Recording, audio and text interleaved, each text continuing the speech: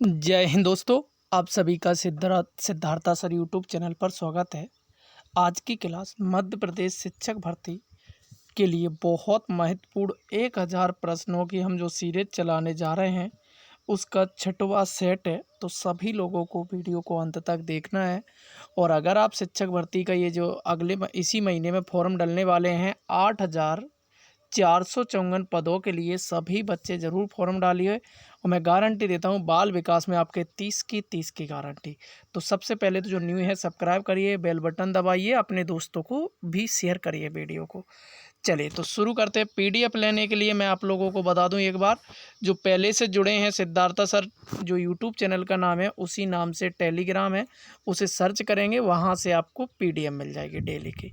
चलिए शुरू करते हैं। शारीरिक विकास का क्षेत्र डैश डैश है, ये बताना है। स्नायु मंडल, मांसपेशियों में वृद्धि, एंडोक्राइन ग्लैंड्स या उपरोक्त सभी। तो शारीरिक विकास इन सभी चीज़ों से होता है। तो आंसर हम क्या लगाएंगे? डी आंसर लगाएंगे, याद रखियो। आगे बढ़ते हैं। निम्न में से कौन सा वंशानुक्रम का निकाय नहीं है, ये बताना है। समानता, भिन्नता, प्रत्यागमन, अभिप्रेरणा, इसमें से बताना है जो वंशानुक्रम का निकाय नहीं है। तो एक बात बताइए कि अभिप्रेरणा से वंशानुक्रम बढ़ता है? बाकी के समानता हो सकती है, किसी के यहाँ भिन्नता हो सकती है, किसी के यहाँ प्रत्यागमन हो सकता है, ये चीज़ें हो सकती हैं एक वंशानुक्रम में, पर अभिप्रेरणा भैया कुछ नहीं है। ठीक है। अगला प्रश्न 93 चल रहा है।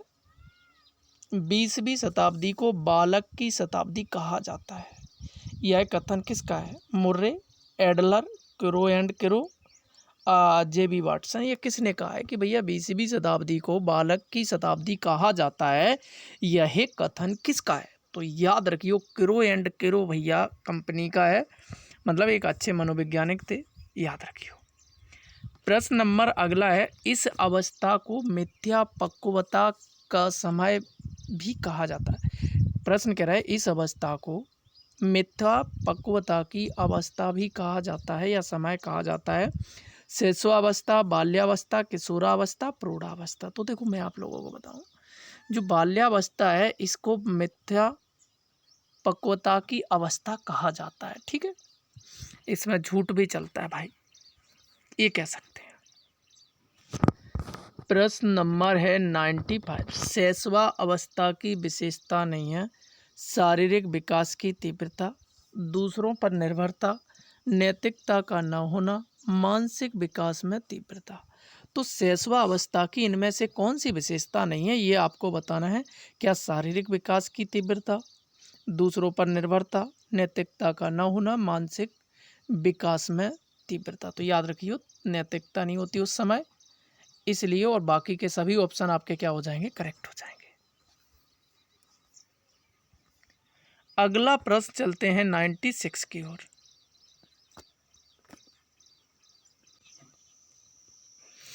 शैशवा अवस्था की विशेषता नहीं है या विशेषता नहीं है, ये आपको बताना है। 96 प्रश्न है, शैशवा अवस्था की विशेषता नहीं है, ये आपको बताना है।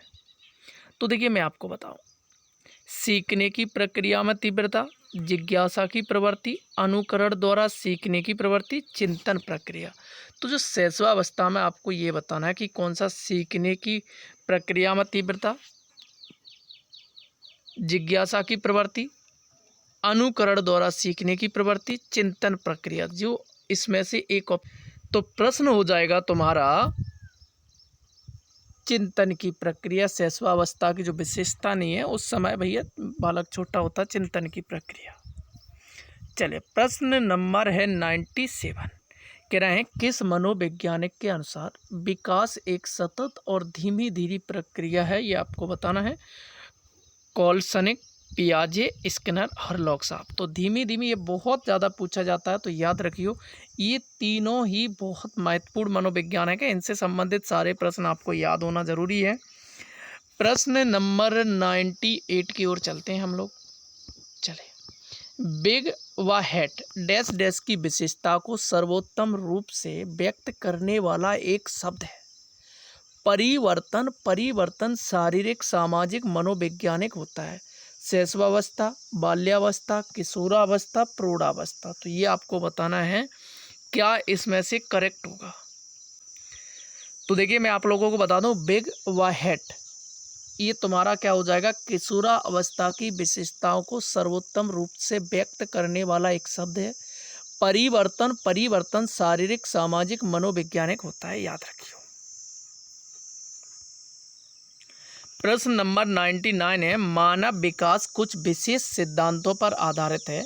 निम्न में से कौन सा मानव विकास का सिद्धांत नहीं है? निरंतरता, अनुक्रमिकता, सामान्य से विशिष्ट प्रवृत्ति। ये आपको बताना है कि इसमें से कौन सा करेक्ट नहीं है। तो यहाँ से आपका क्या हो जाएगा, प्रतिवर्ती। क्या हो जाएगा, प्रतिवर्ती को छोड़कर मानव विकास कुछ विशेष सिद्धांतों पर आधारित है, तो याद रखियो डी आंसर हो जाएगा करेक्ट। अगला प्रश्न है, निचली कक्षाओं में खेल पद्धति मूल रूप से आधारित है, ये बताइए विकास वृद्धि के मनोवैज्ञानिक सिद्धांत पर, शिक्षण के समाज शास्त्रीय सिद्धांतों पर, शारीरिक शिक्षा के कार्यक्रम सिद्धांतों पर, शिक्षण पद्धतियों के सिद्धांतों पर। तो याद रखिए जो निचली जो कक्षाएं होती हैं उसमें विकास एवं वृद्धि के मनोवैज्ञानिक सिद्धांत पर आधारित है, तो आंसर ये हो जाएगा आपका करेक्ट। आप लोगों को अपने प्रश्न का भी ध्यान रखना है, कितने आपके सही हैं बाद में कमेंट करना। बालक का विकास परिणाम है वंशानुक्रम का, वातावरण का, वंशानुक्रम तथा वातावरण की अंतः प्रक्रिया का, आर्थिक कारकों का। तो याद रखिए जो बालक का विकास का जो परिणाम है वंशानुक्रम तथा वातावरण की अंतः प्रक्रिया का। प्रश्न नंबर 102 है, विकास कभी न समाप्त होने वाली प्रक्रिया है, यह विचार किससे संबंधित, ये बताइए। बहुत ज़्यादा पूछा जाता है। एकीकरण सिद्धांत, अंतः क्रिया का सिद्धांत, अंतः संबंध सिद्धांत, निरंतरता का सिद्धांत। तो आंसर क्या हो जाएगा, निरंतरता का सिद्धांत हो जाएगा, जो विकास कभी ना समाप्त होने वाली। तो आपको निरंतरता ऑप्शन में लगाना है। अगला प्रश्न है, व्यक्तिगत शिक्षार्थी एक दूसरे से डैश डैश में भिन्न होते हैं, बुद्धि एवं विकास के सिद्धांतों, विकास की दर, विकास क्रम, विकास की सामान्य क्षमता। तो यहाँ से तुम्हारा जो विकास की दर, तो क्या हो जाएगा, विकास की दर सबसे ज़्यादा महत्वपूर्ण हो जाएगा, क्योंकि व्यक्तिगत शिक्षार्थी एक दूसरे से विकास की दर, वृद्धि तो भैया सब में ही होती है। बात क्लियर है? चलिए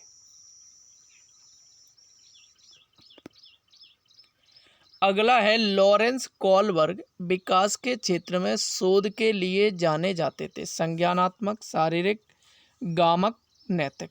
जब भी कोलबर्ग साहब का आ जाए तो आपको लगाना है नैतिक, पियाजे साहब का आ जाए तो संज्ञानात्मक लगाना है। तो आंसर क्या हो जाएगा, नैतिक। अगला प्रश्न है, मैकडूगल के अनुसार मूल प्रवृत्ति जिज्ञासा का संबंध संवेग कौन सा है, ये बताना है। भय, घृणा, आश्चर्य, भूख। तो मैकडूगल के अनुसार मूल प्रवृत्ति जिज्ञासा का संबंध संवेग कौन सा है, ये आपको बताना है। तो याद रखियो क्या हो जाएगा आपका आंसर, आश्चर्य हो जाएगा। क्या हो जाएगा, मैकडूगल के अनुसार आश्चर्य। ये आपको बहुत ज़्यादा मनोवैज्ञानिक से प्रश्न पूछे जाते हैं, तो मेरी कोशिश तो यही रहती है ज़्यादा। एक अध्यापक की दृष्टि से कौन सा कथन सर्वोत्तम है, ये आपको बताना है। प्रत्येक बच्चा सीख सकता है, कुछ बच्चे सीख सकते हैं, अधिकतर बच्चे सीख सकते हैं, बहुत कम बच्चे सीख सकते हैं। अगर मान लीजिए आप भी अगर शिक्षक होते तो आप क्या सोचते, ये बताइए।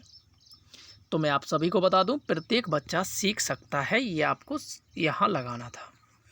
प्रश्न नंबर 107वां है, मनुष्य जीवन का आरंभ मूलतः घटित होता है 2 कोष से, केवल 1 कोष से, कई कोष से, कोई कोष से नहीं। तो याद रखियो केवल 1 कोष से मनुष्य जीवन का आरंभ मूलतः घटित होता है, ये पूछ लेते हैं। अगला प्रश्न है, गामक विकास से हमारा तात्पर्य मांसपेशियों के विकास से और पैरों के उचित उपयोग से है, ये आपको बताना है। मस्तिष्क और आत्मा, अधिगम, शिक्षा, प्रशिक्षण, अधिगम, शक्ति और गति। तो ये आपको बताना है 108वां का। तो याद रखियो शक्ति और गति आपका आंसर हो जाएगा करेक्ट। प्रश्न नंबर है आपका 9वां। डैश की अवस्था तक बालक की दृष्टि और श्रवण इंद्रियां पूर्ण विकसित हो जाती। 3 से 4, 6 से 7, 8 से 9, इनमें से कोई नहीं। तो याद रखिए जब भी पूछा जाए तो 8 से 9 वर्ष की अवस्था में। प्रश्न नंबर है 110वां। इस अवस्था में बालकों में नई खोज करने की और घूमने की प्रवृत्ति बहुत अधिक बढ़ जाती। शैशवावस्था, उत्तर बाल्यावस्था, किशोरावस्था, प्रौढ़ावस्था, ये बताना है आपको। तो याद रखिए क्या हो जाएगी, उत्तर बाल्यावस्था में बहुत ज़्यादा बढ़ जाती है। तो थैंक यू दोस्तों, ये थे आपके 20 प्रश्न। आप सभी को लाइक करना है, कमेंट करना है, बताना है कैसा था वीडियो, ये कमेंट में बताइए। Thank you.